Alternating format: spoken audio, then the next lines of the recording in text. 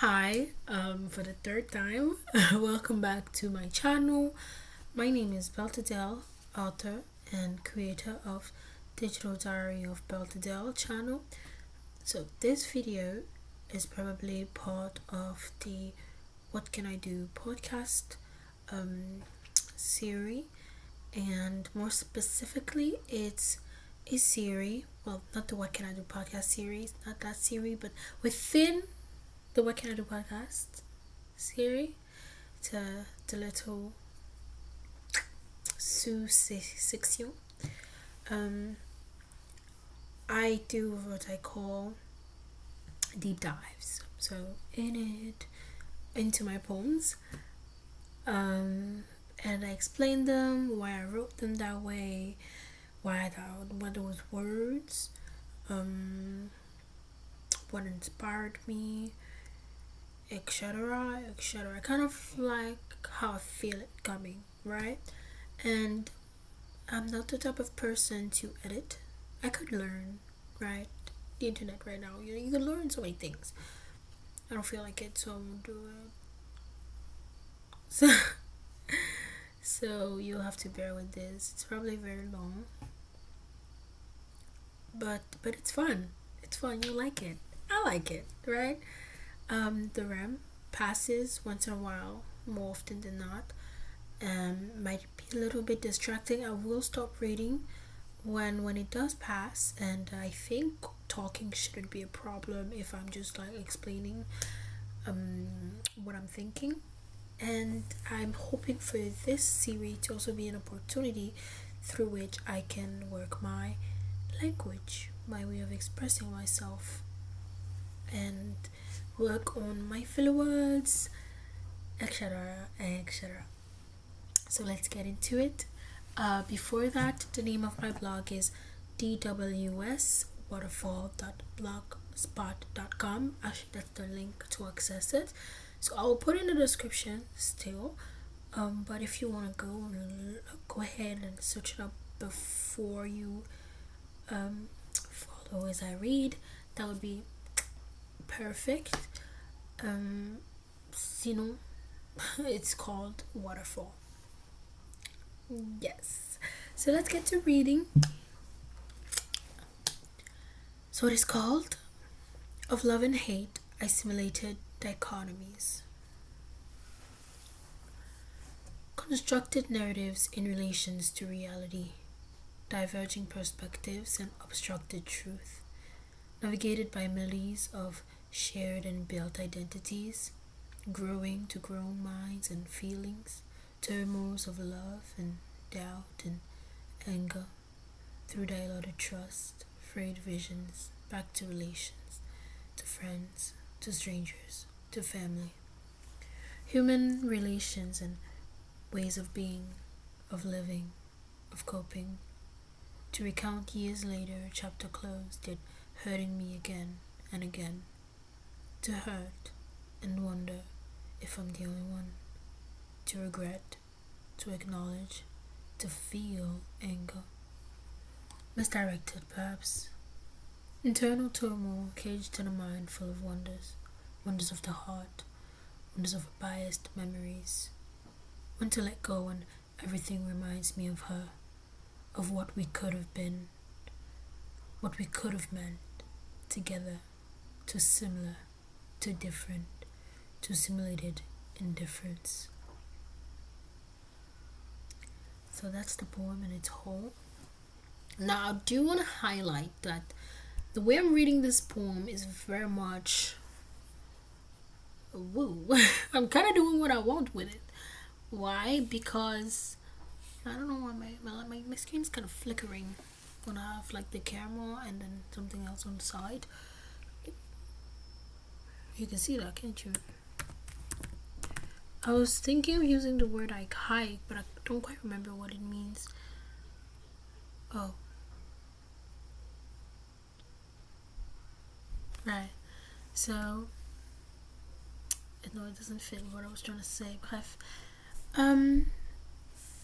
Yes, so the way I'm reading this poem is very much not random, but kind of how I feel it right now, because compared to the other poems that I've written in the past, this poem is very, it just came out, right? I didn't think about it quite.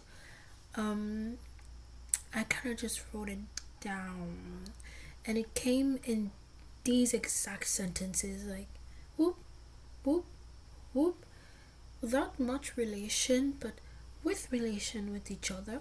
So I left it as is. So the way to read it is very much, you don't really know where to start, to end, how does it go. It's a bit like this, right? It's a bit like that. I still like it quite a lot. I think it really suits the theme of the poem, and talking about theme. Basically, it's about friendship breakups. I've tried to disconnect myself from social media, but it's still very hard. Since I'm doing some research to get an apartment, hopefully, I've been on Facebook Marketplace, and I've deleted anything social media except for Facebook Marketplace and YouTube. I tried deleting YouTube. You know how that goes. So, I deleted Instagram. I deleted TikTok, which were my mains, cause I don't really use Snapchat, right? And so I've seen this video on Facebook to do like a back to the subject. I've seen this video on Facebook, and it was a comedian talking about how girls' relationships are too deep and they know too much of each other, which is why they have friendship breakups. And that's completely unrelated. I wrote this before I watched that video, but the reason why I'm bringing it up is because when my friend wrote it, a good friend of mine read it for the first time. Her first thought was, ooh, little love situation. To clarify, I'm straight. I'm straight, so I had to clear the air. No, it's not that type of love. And then she got it really quickly that it was about a friendship breakup. And I think friendship breakups, especially females, friendship breakups, I don't know, I don't quote me on that now, don't you do that, are really hard, right? Because these are people that you have bonds to, very close bonds, that are completely platonic, but they didn't matter. They matter a lot in a certain type of way. And this poem is related to similar friendship breakups that I've had in the past, but most specifically to one, and I won't clarify which one, just in case someone finds my account and is like, I know this person, right? But that one specifically, it's been years, right? It's been years, but I still kind of battle with the idea of that friendship breakup. And so this poem is really just abstract but detailed. My abstract but detailed vision or version of that breakup, with the years of thinking and maturing and revisiting, right? So I'll go more in detail in 1 second. Let me just check on my siblings. So we go. I'm back. Yes. So let's go more in detail. First, the title of Love and Hate, Assimilated Dichotomies. So the reason why I named this poem of love and hate, first of all, is because my relation to this person with whom I've had a friendship breakup was very much a push and pull relationship. I wouldn't really say that. It was like it was the heights of one and the other, right? Very simultaneously co-living. So we'd really appreciate each other mutually and be upfront with it, very clear about it. But it was always conflict. Yeah, from the very beginning, there was always conflict and kind of misunderstandings. Sometimes it wasn't misunderstandings, and it was just there was always something that didn't go well in the relationship, and things happened, and it continued being like that until it was just completely deteriorated, and there was nothing left to it, right? So, but however, it was still a very much, even with this deterioration, constant deterioration from my part at least, it was very much I care about her so much, but I also don't like that bitch. Like, oh my gosh, Jen, Jen, bro. It was a lot. It was a lot. And when I say the height of both, it was really the height of both. Like, it wasn't a little, "Oh, she just annoying." It was really like, man, you did ass. You did ass. And I loved her down, right? I would loved her down. And whatever she asked me to be here for, I would be, and I would listen to her. And I wanted to be an important person to her. I wanted to stand by her, right? So it was a lot. It was a lot, and which is why I called it. I continued the title with Assimilated Dichotomies. Yes. Then we'll go into the first 5 lines, right? So, constructed narratives in relations to reality. First, that line is really more so a result of my years of revisiting that chapter of my life. I, realized that I had my version of the way things went, my version of the facts. She had her version of the facts. People around us had their version of the facts. And I'd say all versions are probably right in their own way. But reality, what does reality tell us? Probably that they're both all of them alright. So it's ambiguous, right? And next line, diverging perspectives and obstructed truth. So then again, it's all about the way things were viewed and narrated and said and circulated across people, across systems, and a truth that very much had obstacles, right? A truth that I didn't have access to, a truth that they didn't have access to, or she didn't have access to, or that a truth that we were hiding from each other, a truth that we were manipulating in a way. I didn't say truths because I think to a certain extent there's still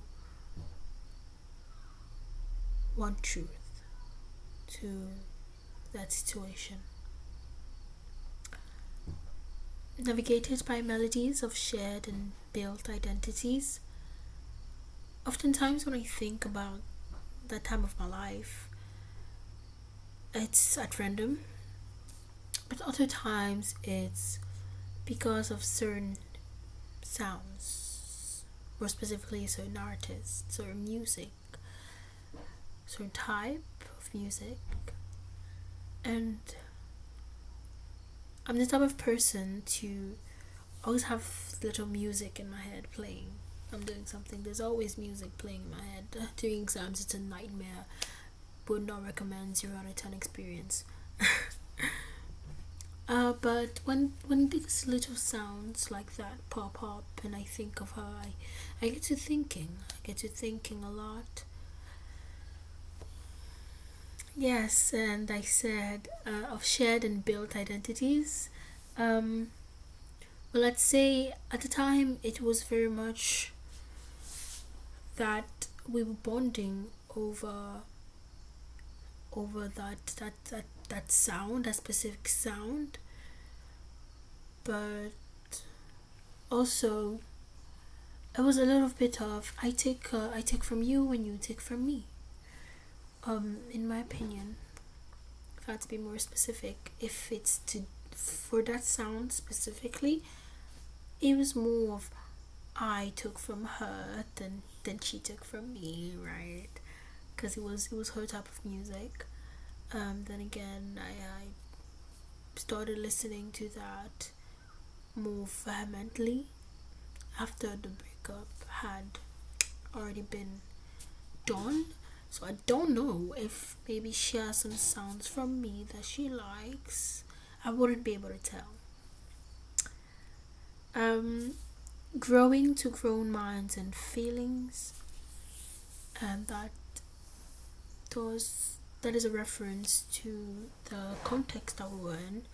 You know, there was this conflict between me and her, grown minds, because we were very young, and then there was a conflict between certain women in her life that ended up being in my life as well. Well, they're not anymore, obviously. But basically, that is what it is. So, there were certain feelings that were growing, but they were obviously grown. Certain views and ways of seeing the world that really played out in that situation, and that pushed me or inspired me to write that line. Pause, because I gotta check my siblings. I'm really going very slow. Bref, and then it was what? Turmoils of love and doubt and anger. I want to believe that as much as I was confused on how to take that situation, primarily with guilt on my part, and a bit of the three that I just read, she also felt the same way. I'd like to believe that.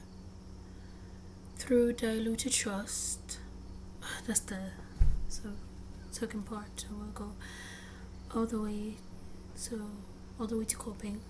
I'll read it out.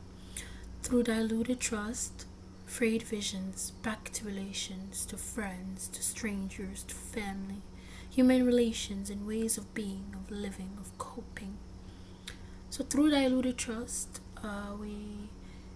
we didn't have much trust in each other anymore. It was from their part and from mine as well, because it was like narratives I don't remember constructing, I'll say it like that, that were circulating, and then there was the guilt of, well, I don't quite remember, maybe I did it, right?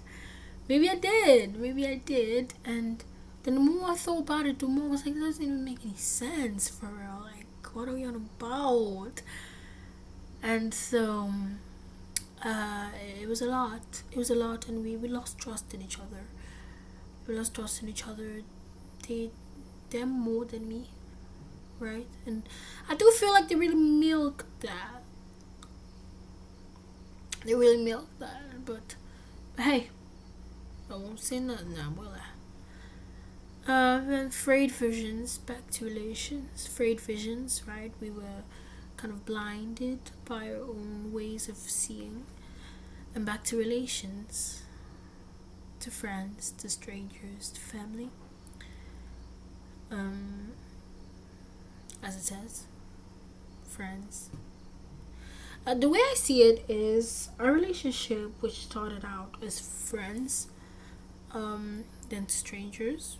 Well, but more than strangers, because we just completely ignored each other. And then to family, I think I mentioned family, but because that was really the context that we were in, and the people around us, her family, my family as well, but more or less. And also, I think that the way that where our relationship went really helped better her relationship with her family in a way. Maybe not certain members, but others definitely. And I was happy to see that her relationship with her family members was better. Of course, sad to see our relationship very much go down south, but it was a joy to see her have a good relationship with her sibling. Well, I said it, with her family member. Human relations and ways of being, of living, of coping. I think I wrote that because it just seemed appropriate with what I was discussing. I think in this situation, in this poem, relations of all kinds of relations to the body, to ourselves, to our memories, have very much an importance. So it comes back a lot. And ways of being,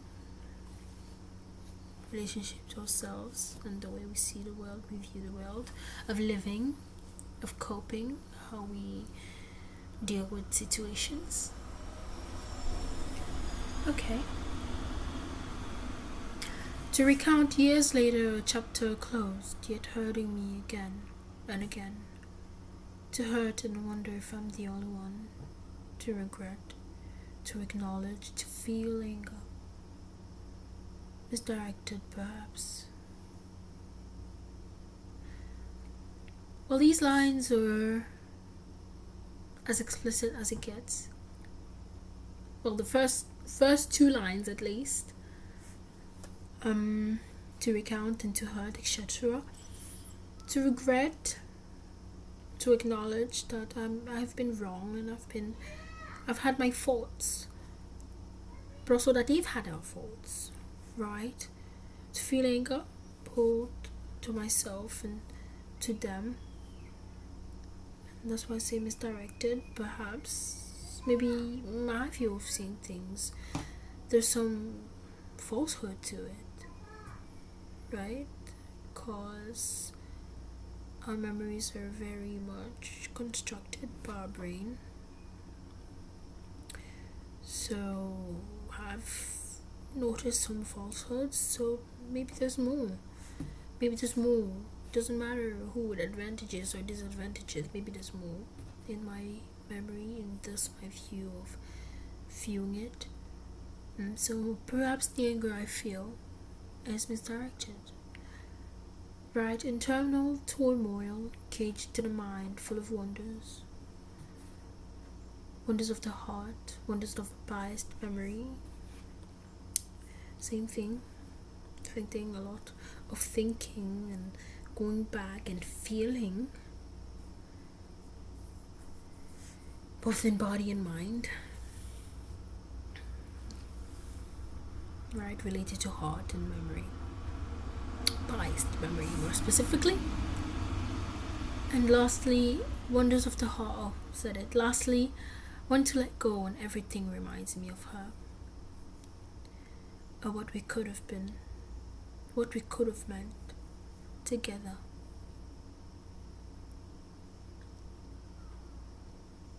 I've tried a lot to just forget it, right? Just forget it. It's past. It's been years, okay? Just forget it.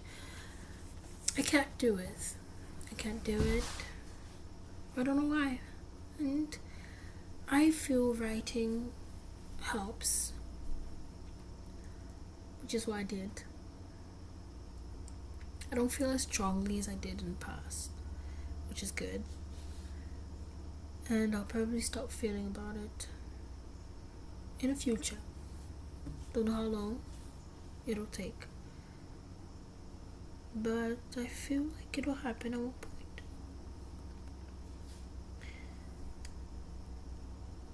What is it what we could have been?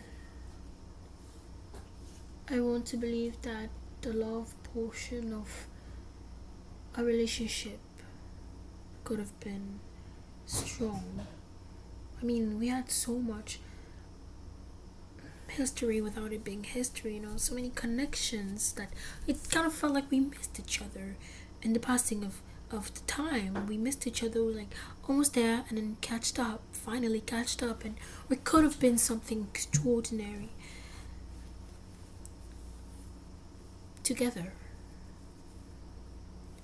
And if she were to ask me anything today to help her, I would, without hesitation. I really would. Just like she did in the past. I'd offer, but it won't be the same, and I kind of grieve that. Together, too similar, too different, too assimilated in difference. So the last line, to assimilated indifference, well, it's the end, because that's kind of how we ended that relationship. We kind of just made it seem as if we didn't care for each other anymore. At least, well, I made it seem as such. I don't know, maybe she really didn't care anymore, but I doubt. Simply.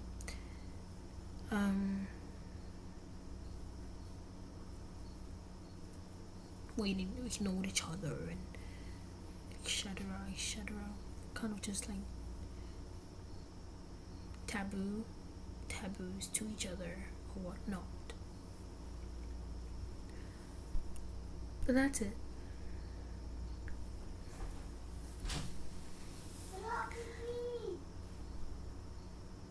Okay, what about it?